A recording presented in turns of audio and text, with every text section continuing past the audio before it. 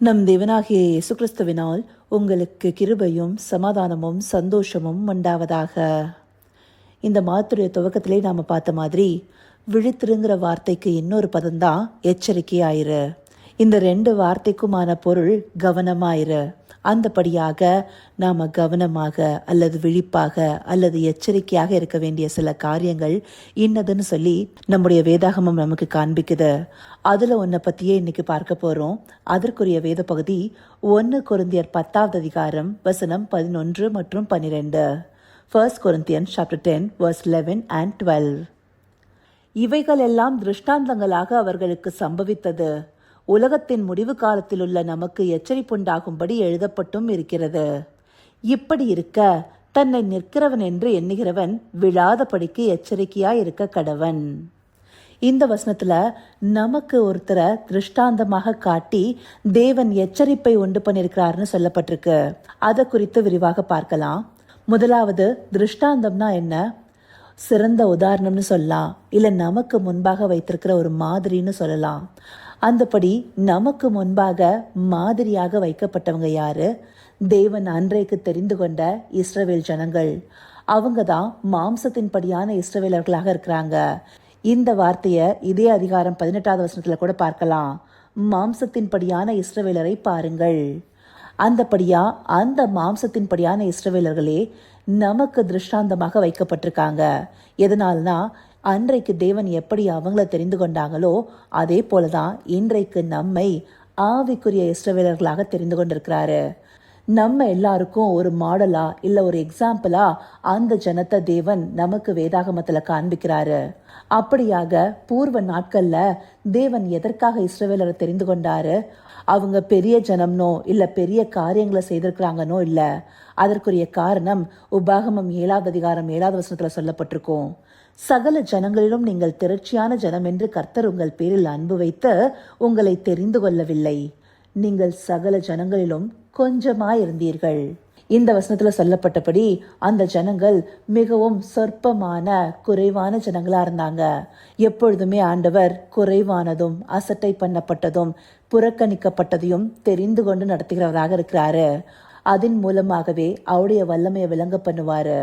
அப்படியாக சொற்பமா இருந்த அந்த ஜனங்களை தெரிந்து கொண்டு அவர்களை வழிநடத்தி அவர்களை நமக்கு ஒரு மாதிரியாகவும் வைத்திருக்கிறாரு.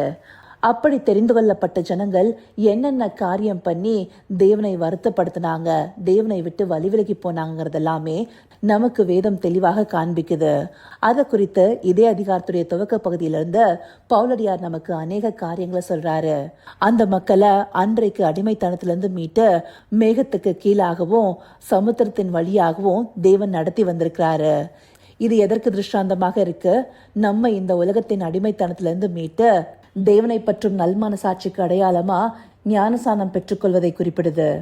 அதே போல அவங்க ஒரே ஞான போஜனத்தை சாப்பிட்டாங்க, ஒரே ஞான பானத்தை குடித்தாங்க.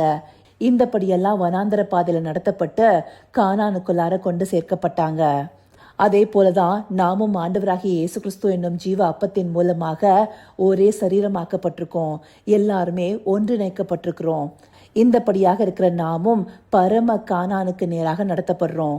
இப்படி இதற்கிடையில அன்றைக்கு மாம்சத்தின் படியான இஸ்ரவேலர்கள் செய்த சில காரியங்களை நாம செய்யாதபடிக்கு எச்சரிக்கையா இருக்கணுங்கிறதையே இந்த வசனம் சொல்லுது. அந்தபடி நாம கவனமா இருக்க வேண்டிய காரியங்கள் என்ன? அன்றைக்கு அந்த ஜனங்க தங்களுக்குன்னு ஒரு பொன் கன்று குட்டியை வார்ப்பித்து அதை தொழுது கொண்டது போல நாமும் தேவனை விட்டு வழி விலகி விக்கிரகமான காரியங்களை பற்றி கொள்ளக்கூடாது. விக்கிரகம்னு சொல்லப்படும் போது அது அந்நிய தேவர்களை சேவிக்கிறது மாத்திரம் இல்ல, நாம தேவனை காட்டிலும் சில காரியங்கள் மேல பற்றாக இருந்து அதன் பின்னால அடிமையாக போகிறதையும் குறிக்கிறதா இருக்கு. அந்தபடி அவங்க தேவனுக்கு எதிராக நடந்து கொண்டு வேசித்தனம் பண்ணி விழுந்து போனாங்க. அந்தபடியாக நாமும் தேவனை விட்டு வழிவிலகி அவருக்கு பிரியமில்லாத காரியத்துல சோரம் போய் அவரை விட்டு வழிவிலகிறவர்களாக இருக்கக்கூடாது. அது மாத்திரம் இல்லாம அன்றைக்கு தேவனை பரீட்சை பார்க்கிற விதமாக அநேக முறை அவங்க நடந்து கொண்டாங்க. தேவன் எத்தனையோ அற்புத அடையாளங்கள் அவங்களுக்கு முன்பாக செய்து முடித்தாலும் அதை அவங்க அசட்டை பண்ணி வணங்கா கழுத்துள்ள ஜனங்களாக நடந்து கொண்டாங்க. அப்படி அவங்க நடந்து கொண்டது போல நாமும் இருக்கக்கூடாது. நம்முடைய வாழ்க்கையிலையும் தேவன் அநேக அற்புத அடையாளங்களை செய்யறாரு. பல காரியங்கள் நடக்குமான்னு நினைக்கும் போது அவர் அற்புதமா நேர்த்தியா நடத்தி கொடுத்திருக்கிறாரு. அதையெல்லாம் பார்த்த பிற்பாடு சில காரியங்கள்ல சோர்ந்து போயோ, இல்ல சில காரியங்கள்ல டிஸ்ட்ராக்ட் ஆகியோ, இல்ல சில காரியங்கள்ல மனமடிவாகியோ, தேவனை பரீட்சை பார்க்கிற விதமாகவோ, இல்லை அவரை விட்டு விலகி போகிற விதமாகவோ நாம ஒரு நாள் நடந்து கொள்ளக்கூடாது. அன்றைக்கு இருந்த மாம்சத்தின்படியான இஸ்ரவேலர்களை காட்டிலும் தேவன் நமக்கு அநேக காரியங்களை பிரத்யட்சமா கொடுத்திருக்கிறாரு. அதுல முக்கியமா ஆவியானவர் நமக்கு சம்பூர்ணமாக தந்தரப்பட்டிருக்கிறாரு. அதே போல அவருடைய துணை கொண்ட வேதத்தை நாம வாசித்து அவர்கள் செய்த தவறை நாம செய்யாதபடிக்கு நமக்கு எச்சரிப்பையும் கொடுத்திருக்கிறாரு. இதையெல்லாம் பெற்றுக்கொண்டு நாம கவனம் இல்லாம போகலாமா? நாம எத்தனை அதிகமான விழிப்போடு இருக்கணும். நாம விழுத்திருக்கும்படியான கிருபையும் அவர் இந்த வார்த்தைகளை கொண்டு நமக்கு கொடுக்கிறார் இல்லையா? இதையெல்லாம் பெற்றுக்கொண்டு நாம இன்னும் எவ்வளவு அதிகமான கவனத்தோடு இருக்கணும்.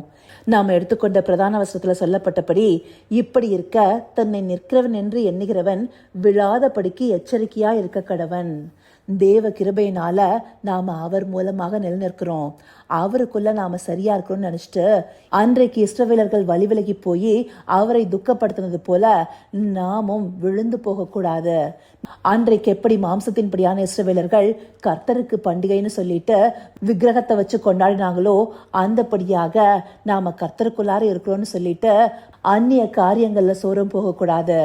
அப்படியானவர்களாக நாம் இருந்தோம்னா நம்மால தேவனை பிரியப்படுத்துறவர்களாகவும் இருக்க முடியாது, பரம காணான சென்றடையவும் முடியாது. அப்படியான ஜனங்களா நாம ஒரு நாள் இருந்து விடாம விழிப்போடு எச்சரிக்கையோடு செயல்பண்ணுங்கிறதுக்காகவே இந்த பகுதிகள் நமக்கு காண்பிக்கப்பட்டிருக்கு. இதை உணர்வுள்ள இருதயத்தோடு பார்த்து தேவனை உறுதியாக பற்றி கொண்டவர்களாக நமக்கு கொடுக்கப்பட்ட திருஷ்டாந்தங்களை எடுத்துக்கொண்டு எச்சரிக்கையோடு நடந்து கொள்ள அவரை நோக்கி பார்ப்போமா? கர்த்தாவே, தேவாதி தேவனே, உமக்கே இந்த வேலையில நன்றி செலுத்துகிறோம் ராஜா. அப்பா, தேவரீர் ஆவிக்குரிய இஸ்ரவேலர்களாக எங்களை தெரிந்து கொண்ட அநேக திருஷ்டாந்தங்களின் மூலமாக எங்களுக்கு எச்சரிப்பை உண்டு பண்ணிருக்கீங்கிறத இந்த வார்த்தைகள் மூலமாக காண்பிச்சிருக்கீங்க தகப்பனே. இதை அறிந்து கொண்டு ஒவ்வொரு நாளும் உமக்குள்ளார கவனமாய் எங்களை காத்துக்கொள்ள தேவரீர் எங்களுக்கு தயவு பாராட்டுங்கப்பா. ஆம் ராஜா, தேவரீர் எங்களுக்கு சம்பூர்ணமாய் தந்தருளிய ஆவியானவர் துணை கொண்ட உம்முடைய வார்த்தைகளை பற்றி கொண்டு ஒரு நாளும் உம்மை விட்டு வழிவிலகாத ஜனமாய் உம்மையே பற்றி கொண்டிருக்க தேவரீர் எங்களை நடத்தி அருளுங்க. அப்படியே நீங்க நடத்த போகிற கிருபைக்காய் நன்றி. சகலவித துதி மகிமை கனம் யாவும் ஒருவருக்கே செலுத்துகிறோம். இயேசு கிறிஸ்துவின் மூலமாய் வேண்டிக் கொள்கிறேன் பிதாவே. ஆமேன், ஆமேன்.